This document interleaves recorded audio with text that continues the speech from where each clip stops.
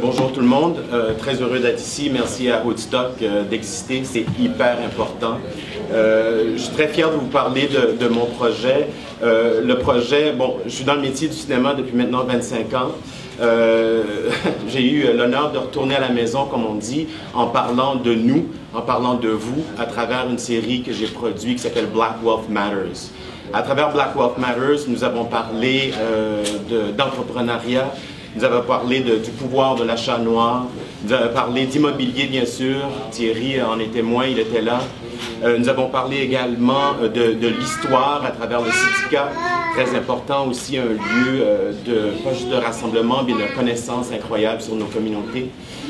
Nous avons aussi parlé de technologie avec Roger Kamena, comment je pourrais dire, une stratégie qui permettra à nos jeunes d'avoir accès directement à l'entrepreneuriat qui est donc moderne. Nous avons parlé avec la Maison d'Haïti qui fait un travail communautaire remarquable et j'en passe. Nous avons parlé de communauté, de politique, de diaspora et des différentes mouvances qu'il y a à travers la planète et les réseaux qui sont là et certains qui ont été complètement détruits également. Et puis aussi, nous avons parlé de cinéma, comment raconter nos histoires. Nous avons aussi parlé d'afrofuturisme, qui est cette possibilité de se projeter dans un futur qui est le nôtre, avec nos valeurs. Donc j'ai passé, moi, une saison incroyable parmi vous. Et ce show-là a été donc diffusé, notre code d'écoute a frisé les 40 000 personnes par semaine à ma TV. Maintenant, on est arrivé à un problème. Ça nous arrive tous, c'est-à-dire c'est l'accès à un plus grand public. Je fais partie de 80% des cinéastes noirs au monde. J'exclus bien sûr, comment ça s'appelle, Lagos au Nigeria, et qui, il faut le savoir, est maintenant rendu la deuxième métropole de cinéma au monde, qui a dépassé Bollywood. Eux, tout va très bien. Ils vivent ensemble et puis sont très prospères. Maintenant, 80% des cinéastes dans le monde vont présenter leurs films ou leurs œuvres qu'une ou deux, trois fois dans des festivals ou à la télé, puis ensuite, c'est directement sur la tablette. Et de l'autre côté, ben, il y a nous tous. Il y a des spectateurs, des entrepreneurs, des innovateurs sociaux qui ont ce désir-là de revoir une image de nous-mêmes.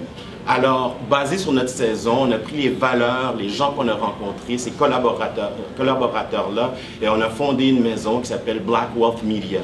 À Black Wealth Media, nous développons, nous produisons et nous voulons diffuser du contenu afrocentrique qui nous est digne.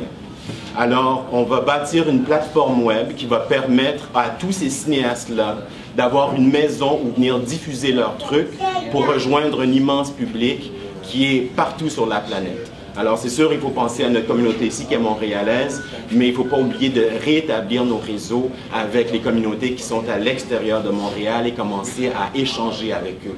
Maintenant, je vous parle de cinéma. Dans le temps, ça va? Non, c'est fini. Ah non, non, c'est super important. C'est la pièce maîtresse de l'affaire. Les films, ce sont une vitrine.